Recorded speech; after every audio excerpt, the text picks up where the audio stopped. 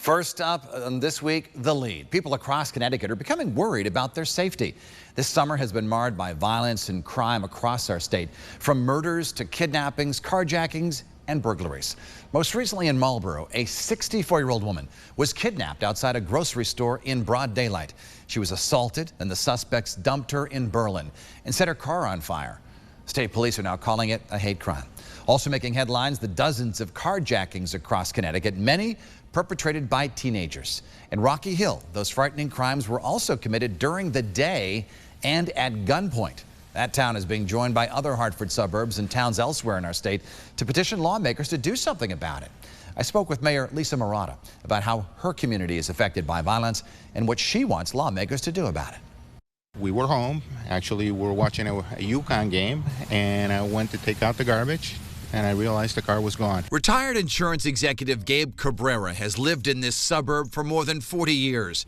But suddenly, his quiet life has changed. Twice this year, I've been the victim of two invasions of my home. After the first time, Cabrera got a Ring doorbell, and this is what it captured. How does that make you feel to know that someone was in your home while you were there stealing your stuff?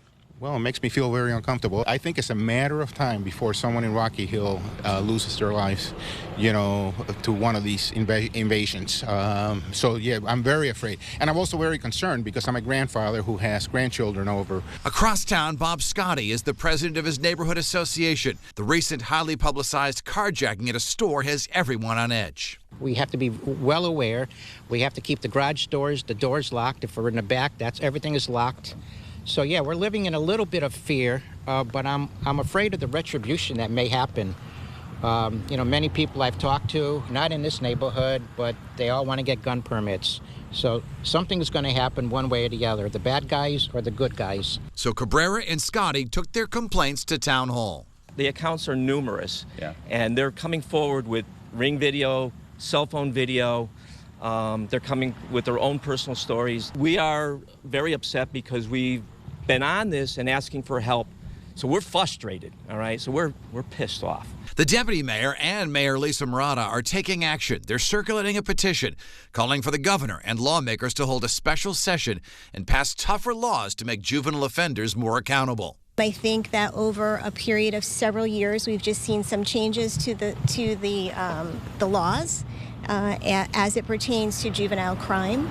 And, we have to remember that there's about 10% of these juveniles who are repeat offenders. Mayor Marotta has fielded many complaints from townspeople. They are extremely terrified. We're frustrated, we're angry, we're scared. Folks don't want to go to the ATM. They don't want to go pump gas. They can't go to the nail salon. They're really frightened. The mayor and others worry these crimes will escalate and lead to a deadly confrontation. We know that our residents are scared. They're out actually getting pistol permits. We have, senior citizens who are sleeping with a weapon in their bed. I mean, it's an awful, awful scenario, and no one should live like that. So residents are pushing policymakers for change. Republicans want mandatory fingerprinting, GPS monitoring, and automatic transfer to adult court for repeat violent offenders. But Governor Lamont said this week more cops on the beat is the answer. News 8 chief political correspondent Jody Latina was with the governor, has more now from the capital city. We're seeing a lot of predatory behavior. A community in fear. We need intervention. In June, a New Britain marathon runner was allegedly struck and killed by a teen driving a stolen car. In August, a Wethersfield woman carjacked in broad daylight outside a bakery in Rocky Hill. This month, a West Hartford victim carjacked outside the post office in the middle of the day. And the most recent in Marlboro, 7 o'clock last Saturday night. Police say a 64-year-old woman robbed at gunpoint, thrown in the back of her car, a bag put over her head. She was beaten and driven to Berlin and thrown out of the car set on fire. One of the alleged assailants glaring at this surveillance camera while he uses the victim's ATM card.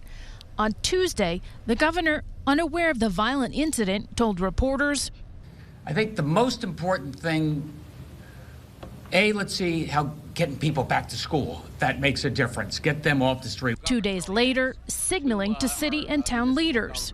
I'd like to think that those that have to shore up their police presence and more cops on the beat will use some of that money to get more cops on the beat.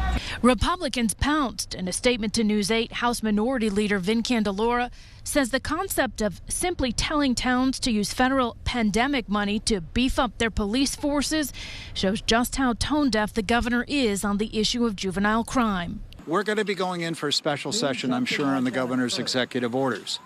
So if we can do that, gee, you think we could do it for the juvenile crime crisis that we're going through? Juvenile justice oversight members say a recent policy change in sharing teen criminal records has resulted in 3 requests. The protocol is out there, the form is out there, all of the PDs have it. State Police Major Crimes is investigating to see if any of these incidents have a pattern. There have not been any arrests. The victim is recovering. For This Week, I'm Jody Latina.